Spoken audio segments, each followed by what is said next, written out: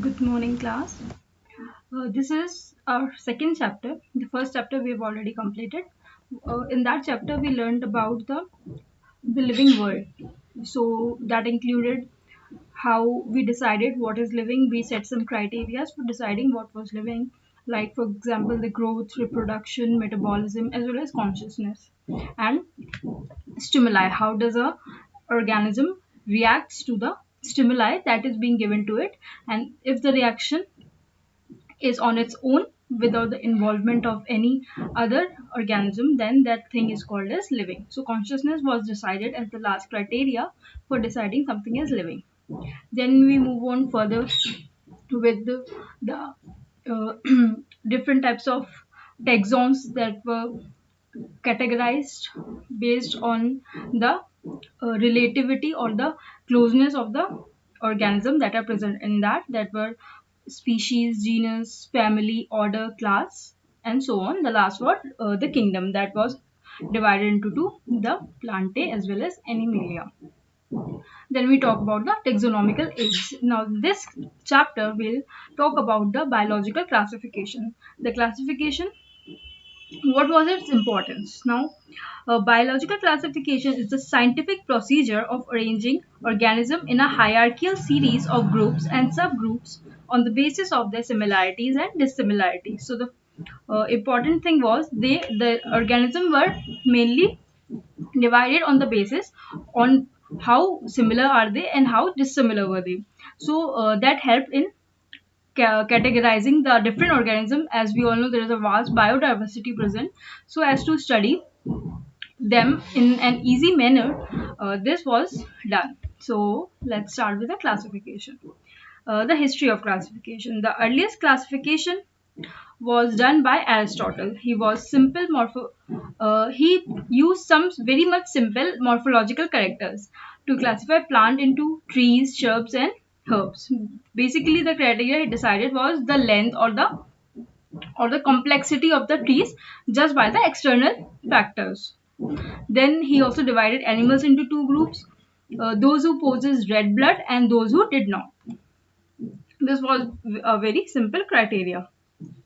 Then came the classification that was Linnaeus classification. Linnaeus classified living world into two kingdoms, the Plantae and Animalia. This system was used till very recently. This system does not distinguish between eukaryotic and prokaryotic, unicellular and multicellular organisms, and photosynthetic green alga as well as non-photosynthetic fungi. So the classification that was given by Linnaeus was used till very recent, as there was no further study in this particular area. But once some scientists thought about it, that there are still some organisms that are left, and they were not be able to kept in any of those category because they have some very distinct features. So neither they could match the classification of Plantae as well as they could not even match that of Animalia. So now what came after some other classifications. The first classification that came into account was the two kingdom classification. This Linnaeus came. This is the first classification, the two kingdom. That is only two subcategories were given, the Plantae and Animalia. The features were simple, very much. The cell wall is present or not. A big central vacuole is present. These were for the Plantae. The criteria that was decided was if there is cell wall or not. Then a big central vacuole is present. They should absorb inorganic nutrients from outside. Then unlimited growth and well-defined growing points were present. Autotrophic mode of nutrition was present, and the reserve food material was starch. Then no locomotion was there, but in some lower algae, he kept algae also in the same Plantae. So he also was not sure about his kingdom himself, because he placed the algae in Plantae but gave it as an exception. He said that the Plantae do not do any locomotion, except there is one exception. There's just one exception that he called was algae. Then absence of excretory organ, nervous system, sense organs, and muscular system. So in Plantae, he told there were no organs like excretory, nervous, sense organs as well as musculatory system, and this show very much slow response to the external stimuli. Then the features of Animalia that he gave was there is no presence of any cell wall. Then inorganic crystals are not present in their cells. Then central vacuole is not present. Heterotrophic mode of nutrition was there. Growth is limited and well-defined growing points were not present. In plantae, there is meristematic tissues that were defined as a well-growing point, but in Animalia, such thing was completely absent. Then growth is limited and well-defined, and growing points were not described. The reserve food material in this was starch, and this is glycogen. So Animalia has reserve food material glycogen as well as plantae have starch. Then excretory organ, nervous system, and sense organs were also well developed in Animalia, contrary to plantae. Then locomotion was present in Animalia as well as muscular system is present, and they also show very much quick response to the stimuli that was given. But as I told you that this was not the fit classification, as many of the organisms were left behind from being kept in any of those categories. So what were the objections that were raised against this two system classification? That they were uh, the first formed organism were neither plants nor animals. So we all know the evolution. So we have some basic knowledge about evolution, that the first form organism that were decided were neither plant nor animal, because they are the plantae and animalia are said to be very much evolved, but at the time when the evolution was just at its beginning, there were no such complex organisms present. Then why he haven't mentioned any of those organisms? That was the question arised by many scientists. Then fungi do not show similarity with structure, physiology, and reproductive system of plants. Now fungi he kept in plantae, but they have no resemblance with the features that he described for plantae. Then the third objection that was raised was it is not easy to recognize that lower organisms as plants or animals. For example, Euglena has mixotrophic mode of nutrition. What is mixotrophic? That is dual mode of nutrition. They adopt two different modes of nutrition, while sponges have fixed branch and irregular creatures like plants.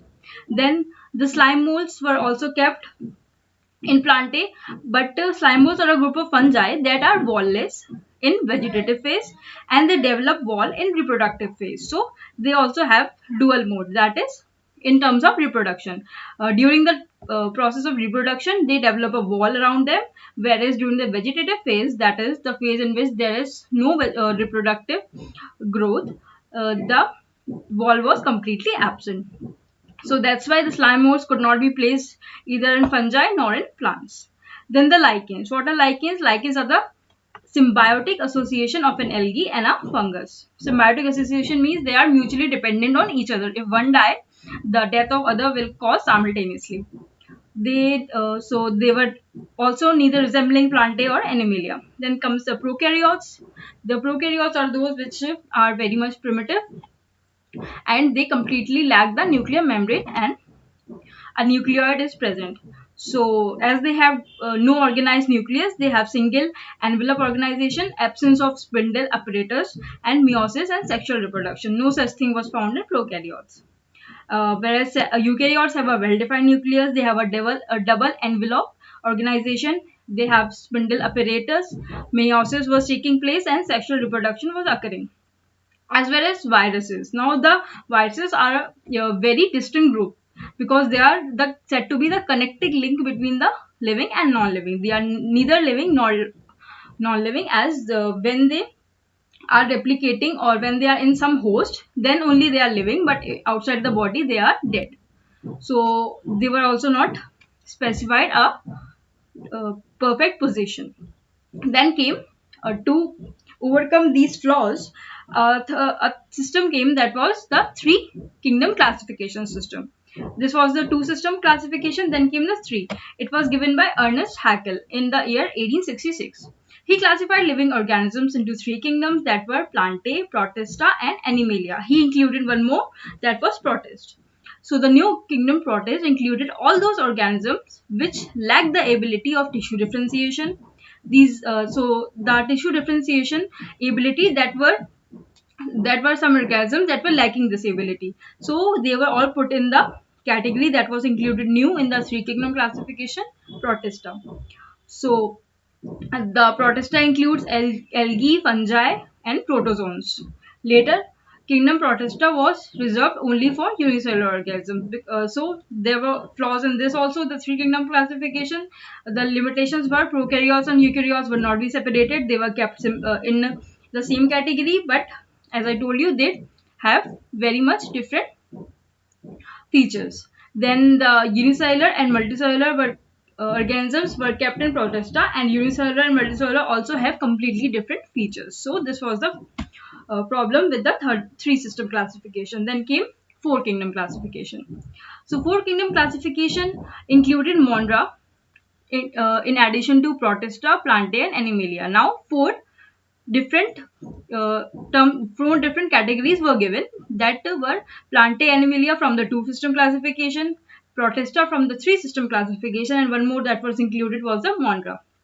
So the studies with electron microscope made it clear that bacteria and related organisms have a different nuclear structure as compared to others. So now in this there were distinguishment between the prokaryotes and eukaryotes. So Monera was created by Copeland.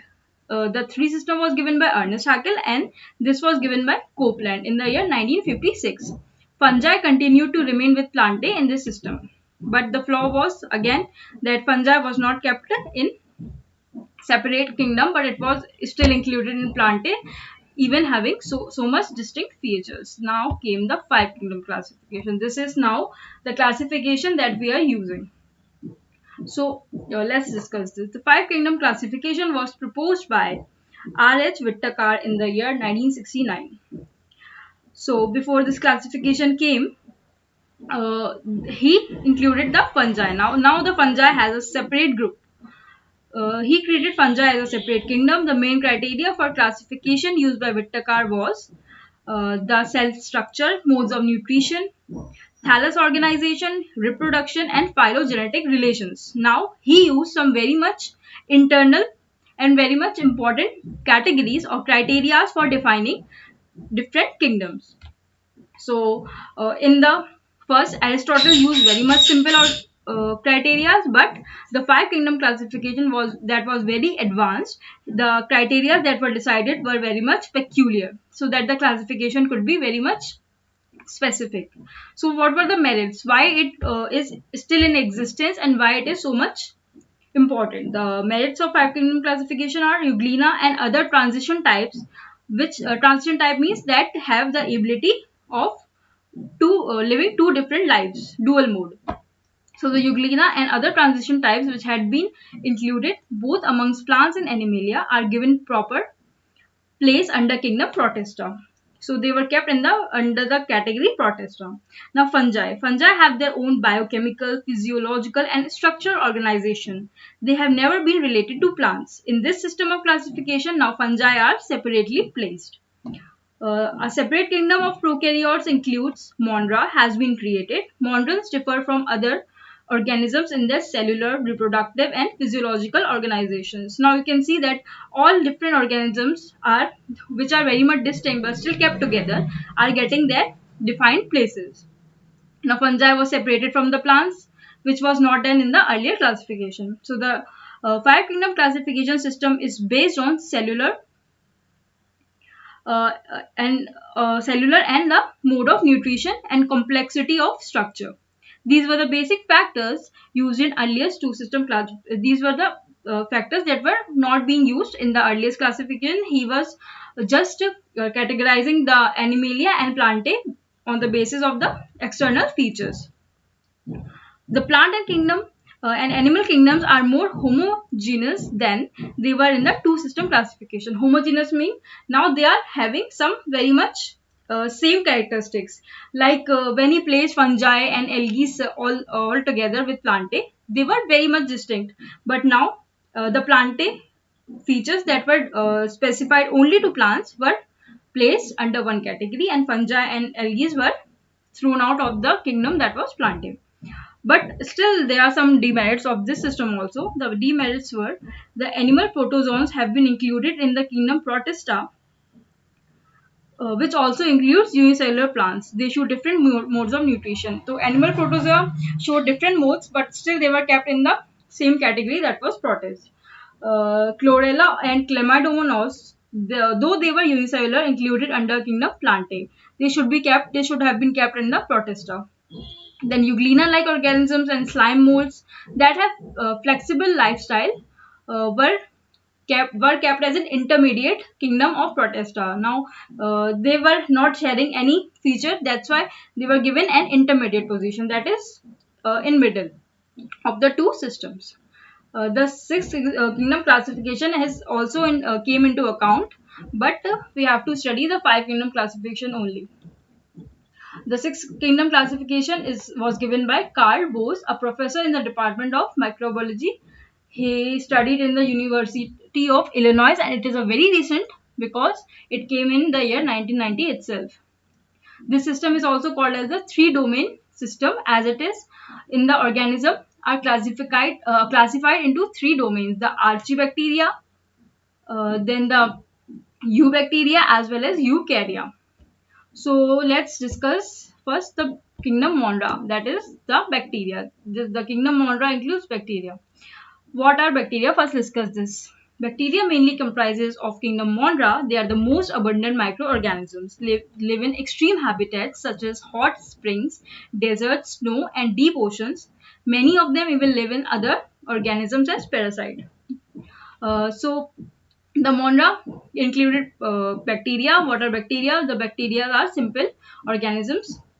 There are many features of bacteria, but bacteria were first divided into two. Then only we can define the feature of the different bacteria, the two types of bacteria. Bacteria were divided into archibacteria as well as eubacteria. Archie means they were primitive type, and they were able to uh, bear very much drastic conditions, whether it is very much cold or very much hot conditions. Then the eubacteria, these are the true bacteria. Uh, then let's discuss some of the features of archibacteria. Archaeodomain includes prokaryotic organisms. These are characterized by a monolayer core of lipids in the cell membrane and distinct nucleotides in their 16S RNA. You all must be knowing what is S resemble in RNA. 16S RNA means S is the Svedberg constant, and it is a unit of the RNA. There is two units present in RNA, the larger subunit as well as the smaller subunit. So this is there is distinct in the smaller subunit of bacteria. That's why true bacteria and archibacteria are different. So when the Archie system came, it was based on the basis of the difference in their RNA.